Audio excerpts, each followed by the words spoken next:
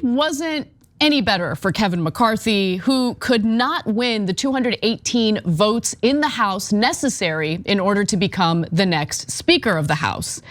Again, he lost 6 consecutive times.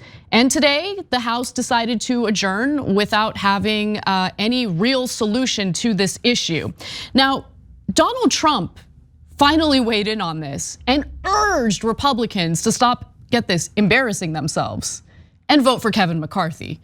It's important to get back to why Trump has decided to endorse Kevin McCarthy for the Speaker role. But before we do, I think it's also important, more important, to really understand how Kevin McCarthy found himself in this position in the first place. Because I've been racking my mind trying to figure out, what do the naysayers want?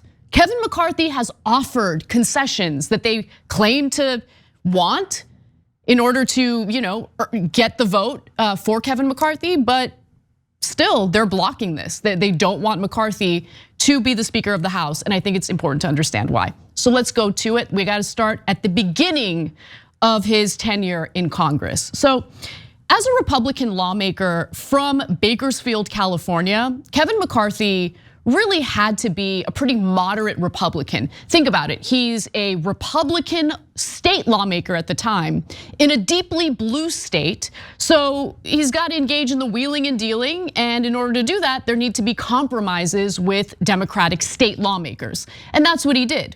Then he comes into Congress. He gets elected as a United States representative at a time, by the way, when the Tea Party wing of the Republican Party begins to grow.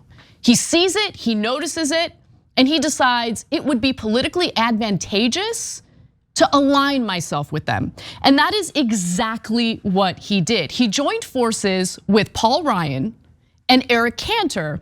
And they created this group in Congress known as the Young Guns. The Young Guns. The whole point was to appeal to the far right of the Republican Party, to commit to spending cuts when it comes to entitlement programs, to commit to any tax cuts that might come up as legislation, to refuse to ever raise taxes. Like, that's what they were, that's what they wanted to do. And more importantly, what they wanted to do was cater to individuals on the far right who might consider a congressional run in the future. They wanted to court those individuals. They wanted to help grow the far right of the Republican Party. So here's a little more from the Young Guns at the time. PBS NewsHour had an interview with Eric Cantor and Kevin McCarthy, and it's enlightening. Let's watch. You both take pains to distance yourself from the activities of previous Democratic and Republican-led Congresses. We were tired of losing as a party. We didn't want to be a part of what we had seen transpire over the last several years, which resulted in the voters firing us in 2006 and then again in 2008. So again, this wasn't just a challenge to Democrats. This was a challenge to the Republican establishment within the Republican Party. All right, this is really setting Kevin McCarthy up for failure. But before we get there, let's give you a little more. One of the promises, one of the commitments was that this new wing of the Republican Party would refuse to raise taxes, and they would also refuse to allow the Bush era tax cuts to expire. So let's take a look at that. As far as the tax rates are concerned, so many people are talking about tax cuts, when the reality is one of two things is going to happen January 1st, 2011. Either your tax rates are going to go up or they're going to stay the same. Nobody's talking about any tax cuts. And small businesses out there right now are looking to see, oh my goodness, are my taxes going to go up? Can I really afford to keep the lights on and employ people right now? So that's when Kevin says first order of business has got to be to settle the uncertainty so we can get folks back into a mindset that they can begin to grow again and create wealth.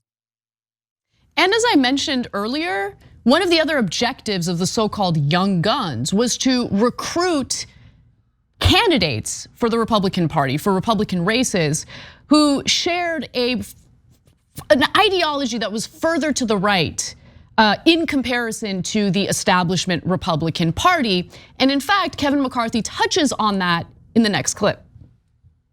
what we saw was, we really needed help in terms of finding more people to come to Washington to join us, but join us for the right reasons. So to an extent, this is not just the three of you's argument against the Democrats, but also to the approach of other Republicans? Yeah, the whole concept of Young Guns is about ideas. What we've done is we've taken the brand of Young Guns that Fred Barnes gave us to go out across the country and find candidates that were willing to challenge Democrats based upon principles that would solve problems. Because you're right. We talk about the wrong policies of the Democrats, but we also talk about the wrong policies that the Republicans have and why they got fired. The wrong policies that the Republicans have had and why they got fired. So Kevin McCarthy plays this role in recruiting far-right candidates into the Republican Party. And soon enough, they get enough votes, enough candidates elected into the House of Representatives to take the majority. At that point, Kevin McCarthy has a leadership position within the House of Representatives. He is the majority whip. The speaker at the time was John Boehner. Now, something happened that made McCarthy realize that this is gonna be a lot more tricky than I realized. Because as the majority whip, his job is to whip enough votes in order to pass legislation. Now, things got real, honestly, questionable for McCarthy once this whole debate occurred regarding the funding bill that needed to pass that year, okay? So it was referred to as the fiscal cliff. They needed to pass the funding bill or there would be a huge government shutdown. The fiscal cliff showdown in late 2012 was a disaster because not only did they need to fund the government, there was disagreement as to whether or not the Bush era tax cuts for the working class should expire. Now remember, the Young Guns refused to raise taxes. They claimed that they were gonna fight to ensure that the Bush era tax cuts would not expire. And so the Senate had passed their version of the spending bill. And at this point, Boehner took McCarthy aside and was like, we need to get this passed. We need to deal with this fiscal cliff situation. And you are the majority whip. So get the votes we need to pass this bill. And guess what? Kevin McCarthy did his job. He was able to whip enough Republican votes to get that bill passed, knowing that the Bush era tax cuts would in fact expire. And once it was abundantly clear to him that he had enough Republican votes to pass that bill, you wanna know what he did? He voted no. He voted no on the bill. Because Kevin McCarthy is not a man of principle, he's not a man of values. He's a man who's looking out for Kevin McCarthy. He's looking out for himself. He's looking for ways to accumulate political power for himself. And after that bill passed, the far right wing of the Republican Party was pretty furious. And they ousted John Boehner from his leadership role as a result. But guess what? The far right wing of the Republican Party wasn't stupid. They knew what McCarthy did.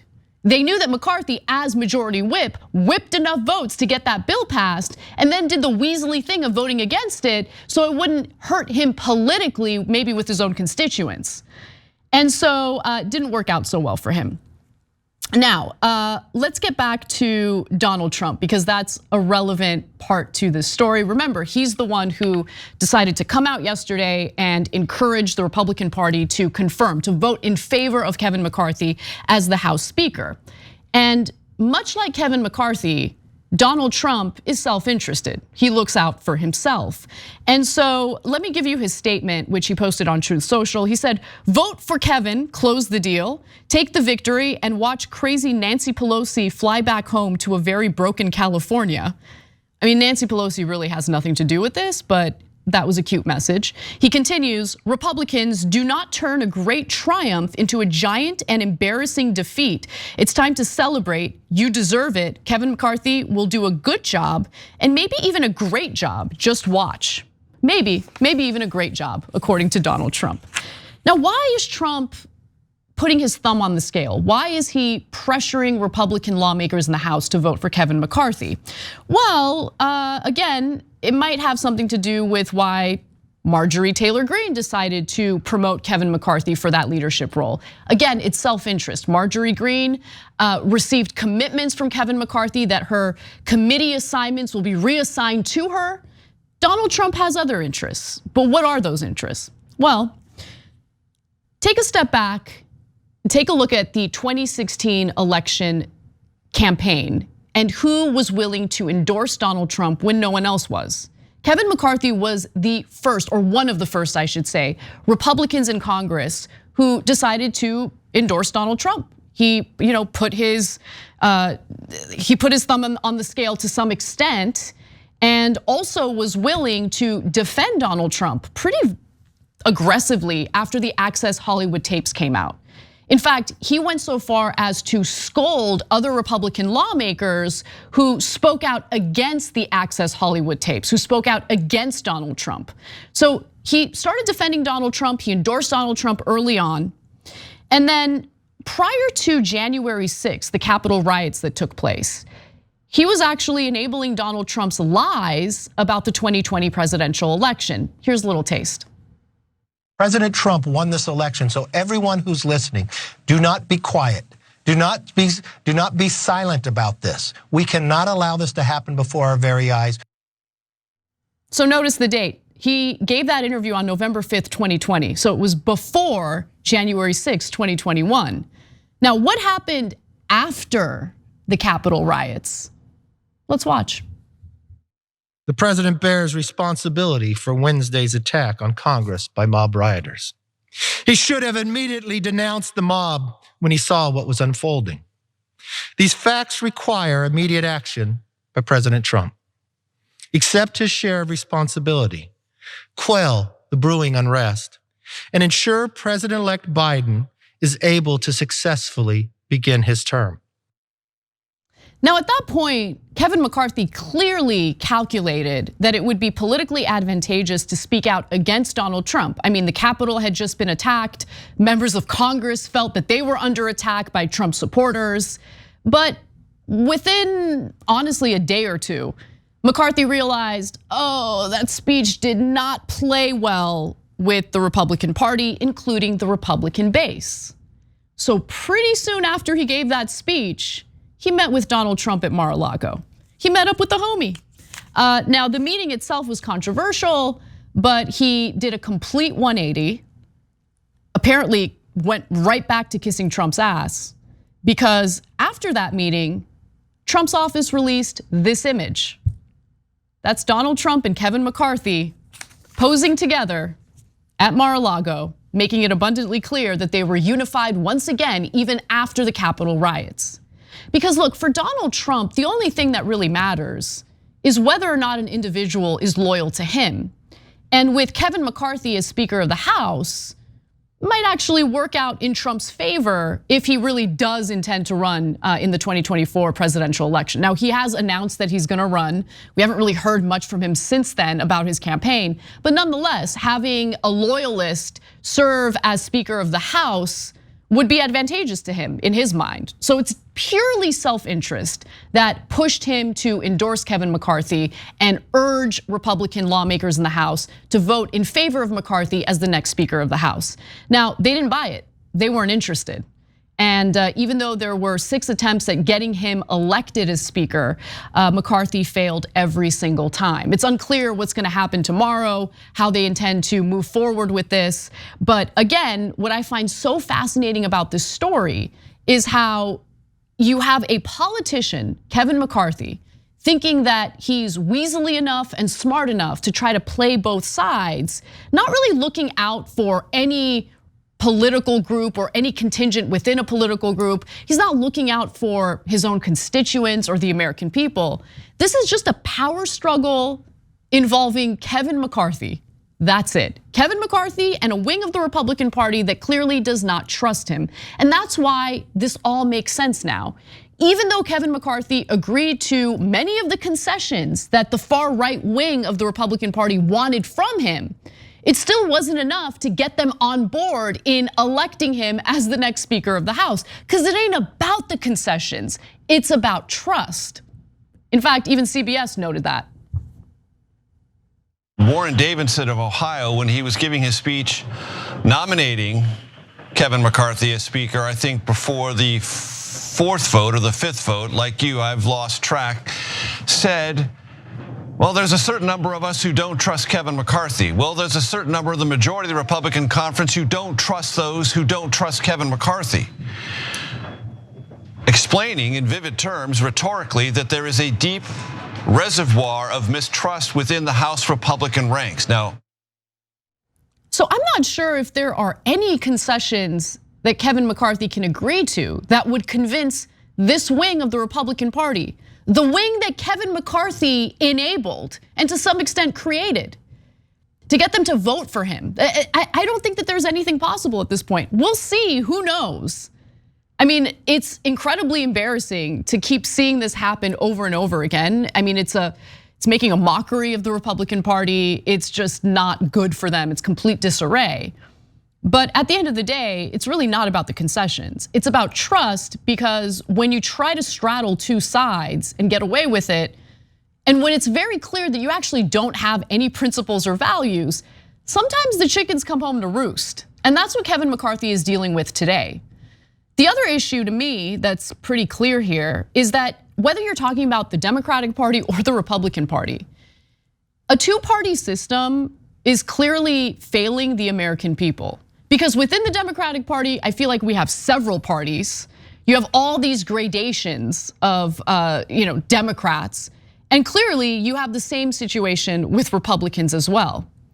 But if all you care about is the tribal element of politics, the blood sport that it's turned into, if all you care about is rooting for Democrats, well, this is actually great for you. I don't know if it's great for the country, because if you have this increasing pressure within the Republican Party to go in the direction of Trumpism, the direction of MAGA Republicanism, we already know that that doesn't play so well with independent voters, the same voters that Republicans desperately need to cater to in order to win some of these congressional races. That's one of the reasons why, one of the main reasons why they did so poorly in the midterm elections. The Trump endorsed candidates, the far right wingers, the MAGA element of the Republican Party didn't do so well, And so that does make it easier for Democrats to get elected or reelected.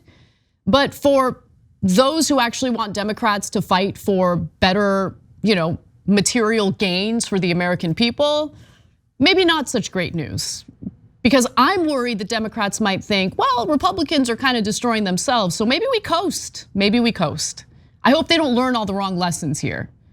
But it's politics, so they probably will. Either way, the Republicans are destroying themselves. Kevin McCarthy has created the bed that he's now being forced to sleep in. Who knows what the future holds for the Speaker of the House. But one thing that's clear is that the House of Representatives cannot conduct any business until they determine who the next Speaker of the House is. And if you're concerned about that, you shouldn't be, because Republicans have been clear that the only thing they want to do in the House is investigate Hunter Biden's penis. And I don't think his penis is going anywhere. So we can get to that on another day. Thanks for watching The Young Turks, really appreciate it. Another way to show support is through YouTube memberships. You'll get to interact with us more. There's live chat emojis, badges. You've got emojis of me, Anna, John, JR. So those are super fun. But you also get playback of our exclusive member-only shows and specials right after they air. So all of that, all you gotta do is click that join button right underneath the video. Thank you.